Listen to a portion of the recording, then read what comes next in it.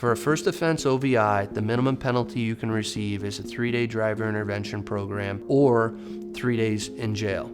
A driver intervention program is essentially a program where you're educated about alcohol impairment and drinking and driving generally. In addition to the 3-day driver intervention program or jail, it's generally not jail. There's also a mandatory minimum $375 fine, but it cannot exceed $1,025. In addition to that, there's a mandatory minimum 1-year license suspension and up to a 3-year driver's license suspension. If the court imposes that suspension, there's some clever things that you can do to minimize that suspension. One of those is what's called backdating. Backdating means that we go to the judge and say, although you're imposing a court suspension now, this incident happened 4 months ago, 3 months ago, depending on how long this case is going on.